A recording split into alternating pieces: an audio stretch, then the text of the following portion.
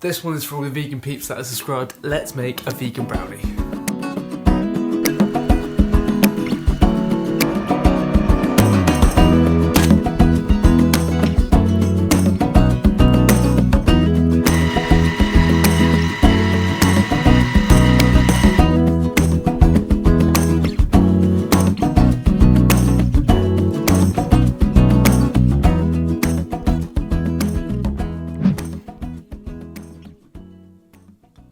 Rich, gooey, delicious, chocolatey brownie. What more do you want? You know, and it's vegan, so everything's just great, right? This is a recipe that was suggested to be made by a subscriber, so if you fancy having me teach you how to cook something, subscribe and drop a comment down in the comment section of the things that you want me to make. Without further ado, let's get straight into the recipe. You're going to have to excuse my voice today, I've got a wee bit of a cold. Anyhow, you're going to want to start off by taking two 400g tins of chickpeas that are in water and straining them off. Now we don't want the chickpeas, we want the liquid they're in. That stuff's called aquafaba. Just reserve your chickpeas to one side and then you should be left with your aquafaba. This is the stuff we need. Now, I do believe you can just buy aquafaba in like cartons now. I think it's online, I'll link some down in the description for you. But if you can't find it like that, the best way to do this is strain off your chickpeas, keep the water that the chickpeas was in, that's going to be your egg substitute, and make some hummus with the chickpeas, because hummus is delicious, right? Anyway, that's a whole nother thing. Let's get back into making a brownie. You want to take 240 grams of the aquafaba liquid, placing that into the bowl of a stand mixer. Throw that onto your stand mixer with the whisk attachment, and then we're just going to forget about this while we make a simple sugar syrup. Place 400 grams of caster sugar into a pan along with 120 milliliters of cold water. So at this stage in the recipe, you're going to have two things happening at once. You're going to have your sugar syrup on the stove coming up to 115 degrees Celsius, and then we're also going to start whipping up the aquafaba with a bit of cream of tartar. So just be conscious that you have both things happening. Once the sugar starts to dissolve, we're going to get the aquafaba going. So, as previously mentioned, place that pan onto a medium heat and then you're just going to let this come up to a gentle simmer without stirring it at all. Once it gets to roughly this stage, you're going to throw 5 grams or 1 teaspoon of cream of tartar into the aquafaba, and then we're going to get this mixing on a high speed. This is going to act like egg whites, right? We're basically going to bring this to a stiff peak. This is our egg replacement. Once that's come up to a stiff peak, turn your attention over to the sugar syrup, and we're going to bring this up to 115 degrees Celsius. Once it reaches that temperature, using a sugar thermometer, kill the heat, take it off immediately, and start to stream it into the aquafaba while constantly whisking on a medium to high speed. Don't pour this onto the whisk, you want to pour this kind of into the side of the bowl, so it all incorporates with the aquafaba. If it hits the whisk, it's going to set up hard and start to kind of crystallize, and that's not what we want. We're basically making a somewhat of an Italian meringue here. You're then just going to whisk this on a super high speed for about 10 minutes while we prepare the chocolate and butter mix. To do that, break 300 grams of 70% dark vegan chocolate into a pan along with 250 grams of diced vegan block butter. You're going to place this onto a low heat, and we're just going to melt this very, very gently while constantly stirring. Remember, your meringue will be on in the background, just let that cool while you melt the butter.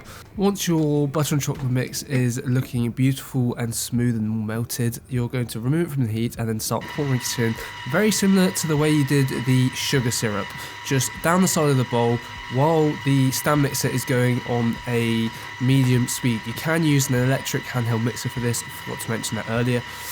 Once all that is fully incorporated, you're just going to remove that from your stand mixer, and then we're going to sift in 300 grams of plain flour and then 100 grams of cacao powder. You're also going to want to throw in 1 teaspoon of fine sea salt and 2 tablespoons of high quality vanilla extract. We're then just going to fold this together until you have a beautiful smooth mix. God damn, look at that. Looking absolutely beautiful. This next step is optional, but I like to do it all of my brownies, and it's adding a double espresso. Or you can add like a teaspoon of instant coffee granules. You might just want to like dissolve them a little bit in some hot water. As mentioned, you're just going to brew a double espresso and pour that into your brownie batter, mixing until fully combined. After that, all that's left to do is add 150 grams of dark chocolate. So chop that up into chunks. I like to leave mine nice and chunky so you get nice big chunks throughout the brownie. And then simply throw all of that into the brownie batter, mix all of that through, and then we are ready to bake this bad boy. Grab yourself a 9" by 9" brownie pan and grease and line with greaseproof paper. I had to improvise with the little greaseproof paper I had, but hey ho, we made it work. You're just going to chuck this into an oven that's been preheated to 180 degrees Celsius for 25 to 35 minutes. So while those brownies are baking in the oven, I just thought I'd touch on why I add coffee to all of my brownies. Essentially what it does, it enhances the chocolatiness. The coffee really complements it. You can't taste the coffee, but it makes the chocolate just taste even more chocolate. It just adds an overall depth to the entire dish. So that's why I do it. Just a little dive into that. I know not many people explain why. They're just like, just put the coffee in. You're like, but why am I putting the coffee in? So now you know. It helps the chocolate taste more like chocolate. Who would have thought that chocolate needs to taste more like chocolate? After 25 to 35 minutes, remove that bad boy from the oven, and then you're just going to place that on the side to set up for 2 to 3 hours. What this is going to do is going to make it easier to portion. It's going to kind of, all the butter and chocolate's going to set, and then you're going to be ready to portion the brownie. However, if you're impatient like me, after 30 minutes, you're going to try and cut into it, realising that it's very, very hard to portion. Everything's going to crumble apart, and the brownie is still kind of molten brownie batter in the centre. But if you want to just portion up one single piece for you to enjoy while it's hot, warm and gooey, I totally recommend you do. Just be aware you probably want to leave the rest to set up before you portion it into a nice small chunks of brownie. I've got about 16 to 22 portions out of this brownie. Oh my lord. Look how gooey that is. Right, full disclosure, I did not let mine sit for long enough after it's been out the oven. You gotta let it come to room temperature, which takes about an hour, maybe even an hour and a half. But I'm impatient and I like warm brownie, so I go and portion it, and it crumbles apart every single time I do it. However, let's dig in, because this thing, oh, look, I mean,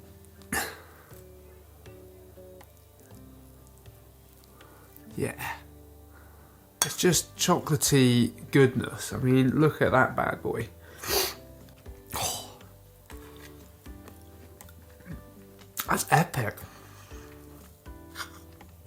Like, seriously epic.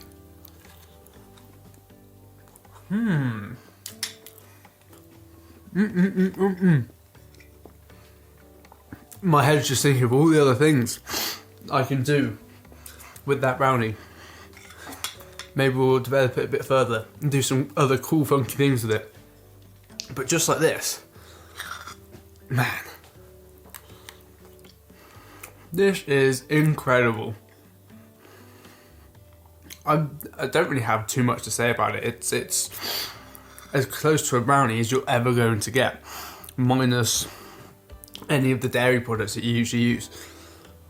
Wowza. Just makes me want to do my happy dance again. My little jig. Wow. I hope you guys have enjoyed this week's episode. If you want to see more vegan recipes, let me know down in the comments. And don't forget to like the video if you've enjoyed the video, and subscribe to see future content. I'll see you guys in the next one.